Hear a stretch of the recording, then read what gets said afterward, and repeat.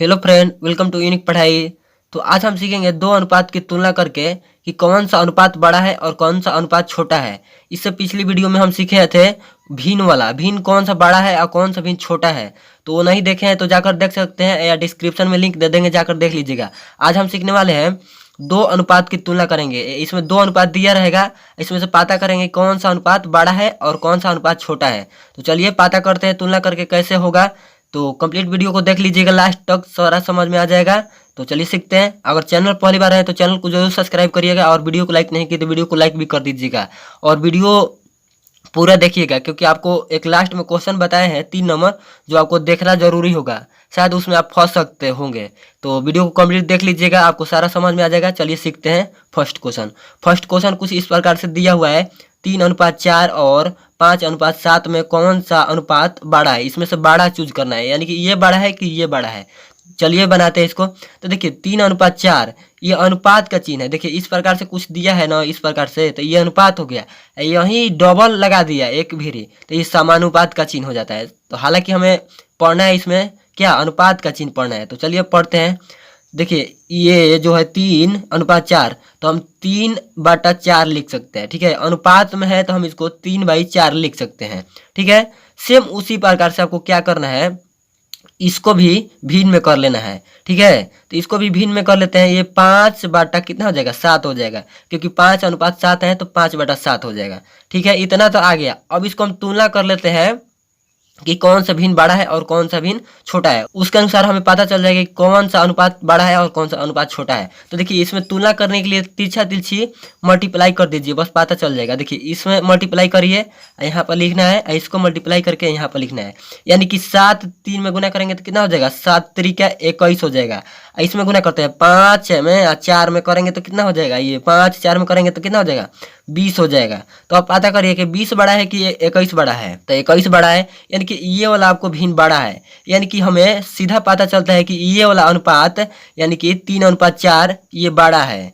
तो आराम से पता चल गया हमें कि 3:4 इसमें क्या है, बड़ा है। ठीक है, तो इस तरीके से आप प्राप्त कर सकते हैं अनुपात वाला में कि कौन सा छोटा है और कौन सा बड़ा है। अगला है 5:6 और 3:5 में कौन सा छोटा है, यानी कि कौन सा अनुपात जो है छोटा है। ठीक है, तो इसको निकालना है। तो चलिए निकालते हैं। तो देखिए इसमें क्या करना है, ये देखिए 5:6 है तो 5/6 लिख सकते हैं, बिल्कुल लिख सकते हैं। इसको भिन्न के रूप में लिख सकते हैं, अनुपात को हम भिन्न के रूप में लिख सकते हैं। चलिए ये हो गया। ये 3:5 को कितना हो जाएगा, 3/5 हो जाएगा। अब क्या करना है, क्रॉस मल्टीप्लिकेशन, तिरछा तिरछी गुना कर देना है। तिरछा तिरछी गुना कर देंगे, 5 में करेंगे तो 50 हो गया। ये कितना हो जाएगा, 6×3=18 हो जाएगा। 6×3=18 हो जाएगा, 18 लिख देंगे। तो इसमें से बड़ा कौन है, इसमें से बड़ा कौन है, इसमें से छोटा कौन है। तो देखिए हमें क्या चाहिए, यहाँ पर देखिए पूछ रहा है छोटा, छोटा पूछ रहा है तो हमें छोटा प्राप्त करना है। यानी कि ये देखिए 18 छोटा हो जाएगा, ये 25 तो बड़ा है। तो छोटा वाला में देखिए, छोटा वाला यही भिन्न है, यही 3/5 है। यानी कि हमें 3 अनुपात जो 5 है यहाँ पर, ये आपको छोटा हो जाएगा। ये 5:6 से 3:5 छोटा हो जाएगा। इसमें छोटा कौन सा हो जाएगा, 3:5 छोटा हो जाएगा। ठीक है, ये आपको आंसर हो जाएगा इसका। चलिए नेक्स्ट क्वेश्चन देखते हैं।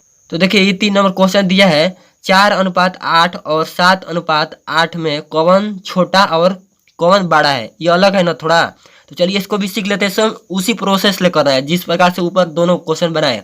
तो देखिए इसको हम क्या कर सकते हैं, भिन्न में लिख सकते हैं। 4:8 को भिन्न में लिख सकते हैं। देखिए 4/8 हो जाएगा। ठीक है, उसी प्रकार से इसको भी कर लीजिए। 7:8 को सेम उसी प्रकार से कर लीजिए, 7/8, क्योंकि ये अनुपात में है तो हम भिन्न में कर सकते हैं, बिल्कुल कर सकते हैं। तो ये हो गया। अब इसमें क्रॉस मल्टीप्लिकेशन करके पता कर सकते हैं कि कौन छोटा है और कौन बड़ा है। तो क्रॉस मल्टीप्लिकेशन करते हैं तो करेंगे तो कितना हो जाएगा, 8×4 = 32, 32 हुआ, 32 लिख दिए। अब इसमें कहते हैं 8×7=56, तो 8×7=56 हो गया। तो देखिए अगर बड़ा पूछता है, अगर बाड़ा पूछा है तो ठीक है, बाड़ा ये हो जाएगा। देखिए बाड़ा कौन सा होगा, ये 56 होगा। यानी कि ये वाला भिन्न आपको बड़ा होगा। ये भिन्न कहाँ से आया है, किससे आया है, तो 7:8 से आया हुआ है। यानी कि 7:8 ये 8 आपको बड़ा हो जाएगा। यही आपको छोटा पूछेगा, तो छोटा पूछेगा तो क्या करेंगे, तो देखिए इसमें कौन छोटा हो जाएगा, ये देखिए इसमें 32 छोटा हो जाएगा, 56 तो बड़ा हो जाएगा। तो 32 वाला भिन्न कौन है, ये 4/8 दिया है। और 4/8 कहाँ से आया है, 4:8 से आया हुआ है, यानी कि छोटा हो जाएगा हमें 4:8। ठीक है, एक ही क्वेश्चन में आपको छोटा बड़ा दोनों पूछ दिया था, इसलिए हमने आपको बोला था कि लास्ट तक देखकर जरूर जाना।